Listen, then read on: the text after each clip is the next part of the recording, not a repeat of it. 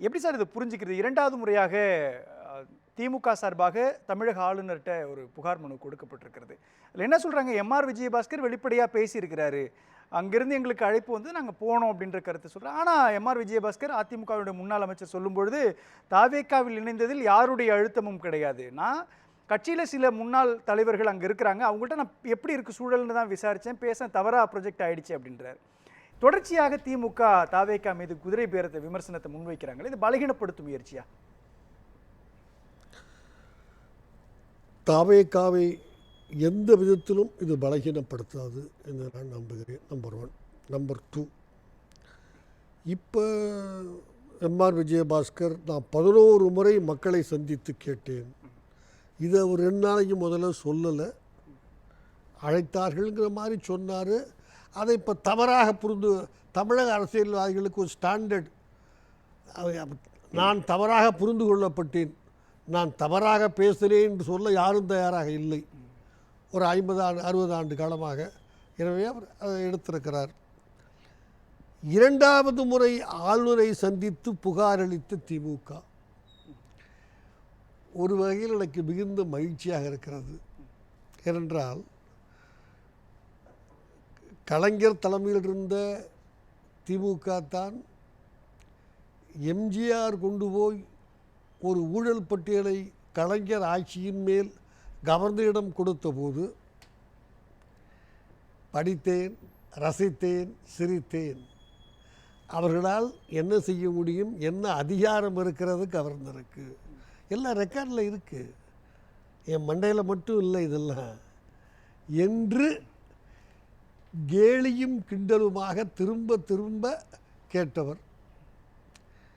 இன்றைக்கு ஏதோ அவருக்கு அதிகாரம் இருப்பதாக திமுக கருதுமானால் அந்த அளவுக்கு திமுக மாறியிருக்கிறது என்பதில் எனக்கு மகிழ்ச்சி. ஆனால் இதில் திமுக மாறி இருக்குது அப்படின்றத தாண்டி இன்னொரு புள்ளி இதில் கட்டமைக்கப்படுது இல்லையா? தொடர்ச்சியாக அதிமுக சார்பாகவும் மனு அளிக்கப்படுகிறது, திமுக சார்பாகவும் சொல்லப்படுது. தாவேகா குறித்த ஒரு பார்வையை மக்கள் மத்தியில் உருவாக்குறாங்கல்ல, அது அரசியல் களத்தில் முக்கியமான ஒரு நுட்பமான அரசியலாக மாறும் இல்லையா? ஆளுநரால் செய்ய முடியும், மத்திய அரசால் செய்ய முடியும் அப்படின்றத தாண்டி தாவேகா பார்வையை பற்றிய ஒரு பிம்பத்தை உருவாக்க முயற்சி பண்ணுறாங்களோ இதுக்குள்ள? அது கோயப்பல் பாணி தாங்க. ஒரே விஷயத்த ஒரு வெள்ளை சட்டை போட்டிருக்கார் நான் 100 முறை சொன்னேன்னா ஒரு 10 பேர் நம்புவான்ல. 90 பேர் தமிழ்மணி முட்டாளுக்கு உண்மையை ஏற்றுக்கிட்டாலும் கருதுவானல்ல. அது இதில் ரொம்ப கிண்டலாக இதை ஹேண்டில் பண்ணுது திருமாவளவன். அவருக்கு ஏதாவது அதிகாரம் இருந்தால் நடவடிக்கை எடுக்கட்டுமே, நீங்கள் பார்த்துருப்பீங்கன்னு. அதுதான் உண்மை. ரொம்ப தெளிவாக சொல்லணும்னா, இந்த கட்சி மாறுவது என்பது அகில இந்திய அளவிலே மிக நீண்ட காலமாக நடந்து ஆரம்பிக்கப்பட்டதும் தமிழ்நாட்டில்தான். அண்ணா நல்ல மூடில் அன்பாக இருந்தால் மூதறிஞர் ராஜாஜின்னு சொல்வார், இல்லாட்டி குள்ளுகப்பட்ட ராஜகோபாலாச்சாரின்னு சொல்வார். அவர் காலத்தில் தான் காங்கிரஸ் இதே மாதிரி ஒரு சூழ்நிலை ஆட்சி அமைக்க முடியல. யார் எழுத்து நின்று தோற்று 2 சீட்டு வச்சுருந்தாங்களோ அவங்களுக்கு மந்திரி கிட்டத்தட்ட ஒரு 90% இது சிச்சுவேஷன். ஆட்சி அமைச்சு ராஜாஜி வெற்றிகரமாக நடத்தினார். அதில் ஒன்றும் நான் தப்பாக சொல்லலை. அப்படித்தான் தமிழ்நாட்டுக்கு ராஜாஜி அவர்கள் கவர்னர் ஜெனரல், வங்காள கவர்னர், மத்திய அமைச்சர், பிறகு இங்கே ஒரு மாநிலத்துக்கு வரலாமாங்கிற கேள்வி அப்போ எழுந்துச்சு. ஒரு அகில இந்திய நம்பர் 1 போஸ்ட் கவர்னர் ஜெனரல் பார்த்தவர் இங்கே வருவார். அன்னைக்கு அவர் உதவி தேவைப்பட்டுச்சு, அவரால் தான் அப்படித்தான் அவர் வந்தார். 2 ஒரு வேடிக்கையான தகவல் சொல்கிறேன். தமிழ்நாட்டில் பிரபலமான 2 பேர் எல்லோருக்கும் தெரியும். ஒரு மத்திய அமைச்சராகவும் இருந்தார். அந்த 2 பேரும் இன்னும் இருக்கிறார்கள் ஆரோக்கியமாக. கொஞ்ச காலம் தமிழ்நாட்டிலேயே அவர்கள் மாறு வேஷத்திலும் மாறு பெயரிலும் நடமாட வேண்டிய ஒரு சூழ்நிலை உருவானது இதே பிரச்சனையா? உங்களால் யாரென்று புரிந்து கொள்ள முடிகிறதா? புரியல. அவர்கள் கட்சி மாநாட்டிலேயே அவர்கள் பெயரை எப்படி அடித்தார்கள்? நடராஜன் ஜெயந்தி, இன்னொருவர் அல்போன்ஸ் பீட்டர். ஜெயந்தி நடராஜனை நடராஜன் ஜெயந்தி எம்பி, பீட்டரை அல்போன்ஸ் பீட்டர், பீட்டர் அல்போன்ஸ் அல்ல. ரெண்டு பேரும் இருக்காங்க. ஒருத்தர் ஆக்டிவாகவே இருக்கார் அதில். காரணம் என்னென்னா, தமிழ் மாநில காங்கிரஸ் மூப்படார ஆரம்பிச்சப்பாக பதவி போயிடுமோ, எம்பி போயிடுமோங்கிற பயம். கொஞ்ச காலம் அவர்கள் இப்படி ஒரு அவங்க மாநாட்டிலேயே போஸ்ட் இப்படி தான் அடித்தாங்க. அந்த பேரில் தான் பத்திரிகைகள், அப்போ இவ்வளோ பெரிய ஊடகங்கள், காட்சி ஊடகங்கள் இல்லை, பத்திரிகையிலே வெளிவந்துச்சு. எனவே இது எதுவும் புதிதல்லங்கிறது நீங்கள் அதுக்கு இதில் 3 புள்ளி, ஒரு 2 புள்ளி நுட்பமான பார்வையாக இருக்கு இல்லையா? ஒன்று, ஒரு பக்கம் அதிமுகவினுடைய முன்னாள் அமைச்சர் ராஜேந்திர பாலாஜி, KT ராஜேந்திர பாலாஜி சொல்கிறாரு, ஸ்டாலின் கோபப்பட்டார்னா ஆட்சியே மாறிடும் அப்படின்ற ஒரு புள்ளியை உருவாக்குறாரு. அதிமுகவினுடைய முன்னாள் அமைச்சர் ஸ்டாலினை பெருமை சேர்க்கிற வகையில் ஏன் சொல்லணும்னு ஒன்று. ரெண்டாவது கோணம், முன்னாள் அமைச்சர் அனிதா ராதாகிருஷ்ணன் சொல்கிறாரு, 6 மாதம் கூட இந்த ஆட்சி தாங்காது, 6 மாதத்துக்கு பிறகு தமிழ்நாட்டினுடைய முதலமைச்சராக MK ஸ்டாலின் வருவார், திருச்சி சிவா அமைச்சராக மாறுவார் அப்படின்ற ஒரு புள்ளியை உருவாக்குறாரு. இந்த 2 பேருடைய ஆங்கிள் திமுக 2வது முறையாக ஆளுநரை சந்தித்து மனு கொடுக்கறது, இதுக்கு ஏதாவது கனெக்ஷன் இருக்கா, தொடர்பு இருக்கா? நான் அப்படி நிச்சயமாக நம்பலை. அந்த கட்சிக்காரர், அதிமுகக்காரர் திரு ராஜேந்திர பாலாஜி, என்னுடைய தலைவன் ஆத்திரப்பட்டால் நாங்கள் ஆட்சி அமைப்போம்னு சொல்கிறதில்ல என்னால் அதை புரிஞ்சுக்க முடியுது. அவர் எதுக்கு பாவம் எவ்வளோ ஒருத்தரும் அதில் ஒண்டி கோத்து விடுறது? அது ஒரு அரசியல். அதில் அவர் சொல்கிறதுல ரொம்ப இப்போ ஒரு அனிதா ராதாகிருஷ்ணன் சொல்கிறார் இல்லையா, திருச்சி சிவா பேர் சொல்லியே சொல்கிறார், திருச்சி சிவா அமைச்சராகிடுவார், மத்திய அமைச்சராகிடுவார் அப்படின்னு சொல்கிறதும் இல்லை. அதெல்லாம் சொல்லலை, அது நான் சொல்ல முடியாது. இல்லை, அது ஆண்டு கொண்டு இருக்கு. ஆமாம், இப்போ அவர் சொல்கிறார் இல்லையா, பேர் உட்பட சொல்கிறார், திருச்சி சிவா அமைச்சராகிடுவார், 6 மாதத்துக்குள்ள முதலமைச்சராக MK ஸ்டாலின் வந்துடுவார் என்று. அப்படி ஒரு புலம்பல் உளறல் இல்லைன்னா இப்போ அவரை பற்றி நம்ம பேசுவோமா? அவரை பற்றி பேசக்கூடிய வாய்ப்பு ஏதாவது கிடைச்சிருக்குமா? அரசியலில் எதையாவது தொடர்ந்து புலம்பிக்கொண்டே இரு, உன் பெயர் ஒலித்து கொண்டே இருக்க வேண்டும். 100 தடவை எதையோ சொல்லிக்கிட்டு இருந்தால் ஒரு கால ஓட்டத்தில் ஒரு தடவை நீ சொன்னது நடந்துடும். தமிழ்மணி ஒரு பெரிய அறிவாளிகளில் ஒருத்தன் அன்னைக்கே சொன்னான். என்ன சொன்னான் அன்னைக்கு? எனக்கு சாப்பிட்டா வாந்தி வரும்னு சொன்னான். ஒரு நாள் சாப்பிட்ட சாப்பாடு நல்ல சாப்பாடு இல்லை, வாந்தி எடுத்தான். இவ்வளவு தான். எனவே தயவுசெய்து அதெல்லாம் நீங்கள் ஒரு காரணமாக எடுத்துக்கிட்டு பார்க்குறது கம்ப்ளீட்லி தப்பு. சரி, யாராவது எனக்கு சொல்லுங்கள், ஜெயலலிதா காலத்தில் கட்சி மாறாத கேப்டன் கட்சியை சேர்ந்த பாண்டியராஜன், இவரே கட்சி மாறினார், திமுகவுக்கு போனார்.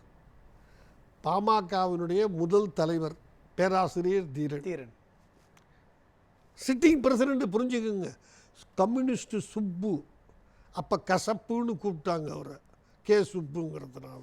அவர் இப்படி சொல்லி, நம்ம SV சேகர், அவங்க பொதுக்குழுவில், திமுக பொதுக்குழுவில் உட்கார்ந்துருந்தார். போய் அவர் கட்சி கூட மாறலன்னு சொல்ல போனார். சார், இவங்க மாறுறதுனால ஆட்சி மாற்றம் நடக்கல. இப்போ இவங்க மாறுதுன்றது ஆட்சி மாற்றத்திற்கான அல்லது ஆட்சியை தக்க வைப்பதற்கான ஒரு விஷயம் இருக்குன்றாங்கல்ல. இன்னும் 108 தான் எடுத்திருக்கிறாங்க, 107 தான் அவங்கள்ட்ட இருக்குன்னும் பொழுது இன்னும் 118 தேவைன்றப்போ அவங்க ஆட்சி மாற்றத்திற்கான ஒரு விஷயம் நடக்கும் அப்படின்ற புள்ளி தானே உருவாக்குறாங்க. அது யாரும் தன்னுடைய ஆட்சியை, இதில் ஒரே ஒரு எந்த தப்பும் செய்யாதவர்னா கலைஞர். இவங்க அளவுக்கு கூட சீட்டு அவர்கிட்ட இல்லை, 100க்கும் கீழே. 96. ஆமாம், கரெக்ட். ஆட்சி நடத்தினார் அவர். அதெல்லாம் நான் செய்ய மாட்டேன், ஏன்னா ஒருத்தர் 2 பேர் வந்தால் சேர்த்துக்குவோம், அது வேற பிரச்சனை. ஆனால் இப்படி இவர்களுக்கு முதலாக தமிழ்நாட்டில் ஒரு ஆட்சி அமைக்க முடியாத சூழ்நிலை, கிட்டத்தட்ட ஒரு தொங்கு அசெம்பிளி உண்டாயிருக்குது. அவர்களுக்கு அனுபவம் பெரிய அளவில் ஆட்சி நடத்தி இல்லை. அதை மாதிரி ஒரு சூழ்நிலையில் அவங்க எந்த சட்டத்திலேயாவது இப்படி என்கிட்ட வான்னு கூப்பிடுறது தப்புன்னு இருக்குதா? நான் தெரிஞ்சுக்க இது முயற்சி. குதிரை பேரத்துக்குள்ள வருமா வராதா சார்? சார், குதிரை பேரம்ங்கிறதே அதுக்கு ஒரு தனி டெஃபனிஷன் எங்கேயும் சட்டத்தில் இல்லை. நான் அதனால தான் ஃபஸ்ட்டு கேள்வி கேட்குறேன். என் கட்சிக்கு வந்துருன்னு ஒரு எதிர்கட்சிக்காரனை கூப்பிடுறது வருமா? நான் சொன்ன பழைய எல்லா எக்ஸாம்பிள்லேயும் பதவியோடு போனாங்க.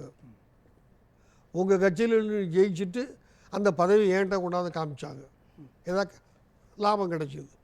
இங்கே விஜய் சொல்கிறாரோ இவங்க சொந்த புத்தியோ ரிசைன் பண்ணிட்டு போகிறாங்க. இப்படி நீ வான்னு கூப்பிட்டாலே வச்சுக்கோங்க சார், ரிசைன் பண்ணிட்டு போய் அந்த கட்சியில் சேர்றது தப்புன்னு எந்த சட்டத்திலையாவது சொல்லியிருக்குதா?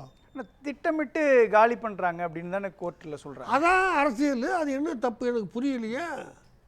திட்டமிட்டு வெற்றிடம் உருவாக்கப்படுது அப்படின்னு சொல்லும்பொழுது குதிரை பேரம்னு சொல்லி அதிமுகவுடைய எம்பி சார், அது திட்டமிட்டு வெற்றிடம் நான் ஏற்றுக்கிறேன், திட்டமிட்டு ஆட்கள். ஆனால் நீங்கள் என்ன சொல்லுங்கள், நான் முந்தா நாளே இங்கே சொன்னேன், இப்படி ஒரு தடவை ஒரு பீரியட் ரிசைன் பண்ணிட்டா திருப்பி அந்த பீரியட் எலெக்ஷனில் நிற்க முடியாதுன்னு ஒரே இந்த ஹைகோர்ட் சொல்லியிருந்துச்சுன்னால், எப்போ இந்த 5 வருஷத்துக்கு ஏன்னா நாங்கள்லாம் பைத்தியமாடா, மக்கள்லாம் வரி பணத்தில் எலெக்ஷன் நடத்துகிறோம், பொது பணத்தில்.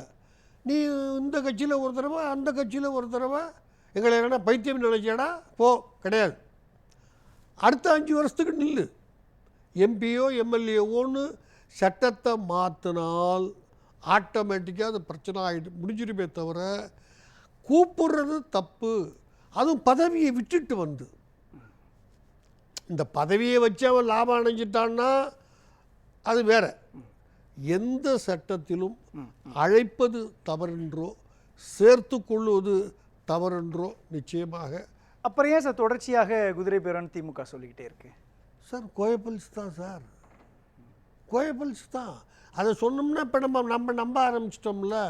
நான் தான் கேட்குறேன், தயவு செய்து யாராவது சொல்லட்டும், இந்த சட்டத்தில் இப்படி அழைப்பது தவறு, சேர்த்து கொள்வது தவறு, ரெண்டும் பதவி இல்லாமல். நீங்கள் பதவியோடு கூப்பிட்டான் சேர்த்தான்னா கூட அது நான் வேறு, அது எங்கே தப்புன்னு சொல்லலாம். ஒருவேளை நாளைக்கு இடைத்தேர்தல் நடத்தப்பட்டு இந்த அதிமுகவிலிருந்து போன அந்த ரிசைன் பண்ணிட்டு போன எம்எல்ஏக்களுக்கு மீண்டும் வாய்ப்பு கொடுத்து அவங்க அமைச்சர்கள் ஆக்கப்பட்டாங்கன்னா அது குதிரை பேரத்துக்குள்ளே வருமா? வராது. ஏன் வராது? சரி, குதிரை பேரம் அவன் ஒரு எலெக்ஷன்லேருந்து தோற்று போயிட்டான். நான் வர்றேன், தோற்று போயிட்டான், திருப்பி நின்று. எனவே எவ்வளவு நாளைக்கு அதை ஸ்ட்ரெச் பண்ணுவீங்க நீங்கள்? புரியுது சார். இப்போ இந்த நம்பிக்கை வாக்கெடுப்பில் விஜய் அரசாங்கத்தின் மீதான நம்பிக்கை வாக்கெடுப்பில் 21க்கும் மேற்பட்டோர் வந்து ஆதரவாக வாக்களிக்கிறாங்க. அப்போ அதிமுக சார்பாக கொறடா போய் சபாநாயகர்கிட்ட ஒரு கடிதம் கொடுக்குறாங்க. கரெக்ட். கொடுத்துட்டு என்ன சொல்றாங்க, அவங்க மேல நடவடிக்கை எடுக்கணும்னு சொல்றாங்க. சில காலங்களுக்கு பிறகு மன்னிப்பு கடிதம் எழுதி கொடுக்கப்படுகிறது, மன்னிப்பு கேட்கப்படுது. அவங்க மன்னிச்சிட்டதா அதிமுக பொதுச் செயலாளர் சொல்றாரு. மன்னிப்பு கடிதம் கொடுத்ததுக்கு அப்புறம் பதவியை ராஜினாமா பண்ணிட்டு போறாங்கன்னா பக்கா பிளான் தானே அது? சார், ஒருவேளை பக்கா பிளானாக இருக்கலாம். நான் எப்படி பதில் சொல்ல எனக்கு உண்மையில் முடியலை. ஆனால் அதிமுக உடைய எப்படி ஹேண்டில் பண்ணுங்கிற தப்புன்னு தான் நான் கருதுறேன். ஆக நீங்கள் மன்னிச்சிட்டிங்கன்னா அது குதிரை பேரம் இல்லை. ஐயா, எனக்கு சத்தியமாக புரியல. குதிரை பேரம்ங்கிறது ஓட்டு போட்ட அன்னைக்கு கம்ப்ளீட் ஆகிடுச்சு. நீங்கள் புரிஞ்சுக்க தயவு செய்து. ஓட்டு போட்டாச்சு. இல்லை சார், கட்சி தாவல் தடைச்சடத்தில் ஆட்டோமேட்டிக்காக அவங்க மேலே நடவடிக்கை எடுக்க வேண்டிய சூழல். அப்புறம் ஏன் விட்ரா பண்ணீங்க? உங்களுக்கு பயம் இருக்குல்ல, நடிச்சிட்டாங்க. நீங்கள் பயப்படுறீங்க, அதிமுக பயப்படுது. சார், ஓட்டு போட்டோம்னா அதுதான் செந்தில் பாலாஜிக்கு சுப்ரீம் கோர்ட்டுக்கு சொன்னிச்சு. இங்கே ஒரு ஹைகோர்ட்டில் ஒரு ஜட்ஜு சொன்னார், அவன் காசு கொடுத்தான், காசு திருப்பி கொடுத்துட்டானே, அதில் என்ன அஃபென்ஸு? ஜட்மெண்ட்டு. சுப்ரீம் கோர்ட்டு கேட்டான், ஏண்டா நீங்கள் காசை கொடுத்துருவீங்க, ஹைகோர்ட்லேயே ஒரு அஃபிடவிட் போடுவீங்க, தமிழ்மணிகிட்ட 1000 ரூபா வாங்கினேன், 1500 வட்டியோடு கொடுத்துட்டேன் தமிழ்மணிக்குன்னு, அதை ஒரு கோர்ட்டு ஏற்றுக்குச்சுன்னா அது கோர்ட்டாடா? ஹைகோர்ட்டை கேட்டான், மெட்ராஸ் ஹைகோர்ட்டை. எனவே குற்றம் அந்த நிமிஷம் கம்ப்ளீட் ஆகிடுச்சு. ஒன்று கட்சியாக, ரெண்டாவது பிரின்சிபல் அதிமுக தைரியமாக நின்று நான்லாம் மன்னிக்க மாட்டேன். அந்த நேரத்தில் என்ன, உங்களுக்கு அந்த ஆட்கள் வேணும், அந்த எம்எல்ஏக்கள் போயிடக்கூடாது. அவன் என்ன செய்தான் புத்திசாலித்தனமாக, அப்போ ஒரு மன்னிப்பு கேட்டான், மறுநாள் காலையில் அங்கே போயிட்டான். பேசலாம் சார். தமிழ்மணி சார் எப்படி பார்க்குறீங்க இதை? ஆட்சியை இந்த சோகங்கிறது 100 தாண்டிடுச்சு. 51 + 50 கிட்டத்தட்ட மக்கள் மனநல. அது சார் ஒரே ஒரு கருத்து இறுதியாக சொல்கிறேன். நான் எல்லாரையும் பேச விட்டு அமைதியாக இருந்தது காரணமே, நான் சொல்கிற இந்த பாயிண்ட்டை யாராவது சொல்லுவாங்களான்னு எதிர்பார்த்தேன். அரசியல் கம்ப்ளீட்டாக கரப்ஷன் ஆனது காரணம் நான் சொல்கிறது தான். நடந்தது எல்லாருக்கும் தெரியும். நரசிம்மராவ் மேலே அவர் பிரைம் மினிஸ்டருக்குள்ள ஒரு நம்பிக்கையில்லா தீர்மானம் வருது. எதிர்கட்சிக்காரன் கட்டாக கொண்டாந்து காமிக்கிறான் பார்லிமெண்ட்டில். என்னடா இது கொடுத்தது, ஆதரவாக ஓட்டு போட சொல்லி நரசிம்மராவ், அதான் கரெக்ட் தாங்க, அப்போ தான் நம்ம ஆதரவு வருதுன்னு காமிக்கிறான். எல்லாம் அப்போ டிவியில் காமிச்சாங்க. நீங்கள் புரிஞ்சுக்கணும். பார்லிமெண்ட்டில் சார், நான் எண்ணி பார்க்கல, நான் பொய்யெல்லாம் சொல்ல, நடந்தது. அது ஜெயிச்சிட்டாங்க. நரசிம்மராவ் விட்டுருங்க, சுப்ரீம் கோர்ட்டுக்கு போச்சு. இங்கே தமிழ்நாட்டில் சீஃப் ஜஸ்டிஸாக இருந்த அவருடைய குணாதிசயங்களை முழுதுமாக எனக்கு தெரிந்த ஜஸ்டிஸ் ஆனந்த், அப்போ சீஃப் ஜஸ்டிஸ் ஆஃப் இந்தியா. அவருடைய குணாதிசயம்னு ஏன் சொல்கிறேன்னா, அவர் ஏஜ் என்னன்னு அவருக்கும் தெரியாது, யாருக்கும் தெரியாது. என்னையா காரணம், என் எஸ்எல்சி புக்கு தொலைஞ்சு போச்சு, இப்போ இறந்து போயிட்டார். அதனால் அதுக்கு மேலே நான் ஒன்றும் சொல்ல விரும்பலை. அவர் சொல்கிறாரு, பணத்தை வாங்கிக்கிட்டு நம்பிக்கையில்லா தீர்மானத்துக்கு ஆதரவாக ஓட்டு போட்டால் அது தப்பில்லை. நான் வக்கீலாக 10 ரூபாய் இருந்து சம்பாரிச்சதுக்காக, அதான் இன்றைக்கி வரைக்கும் சட்டம், வெட்கப்படுறேன்.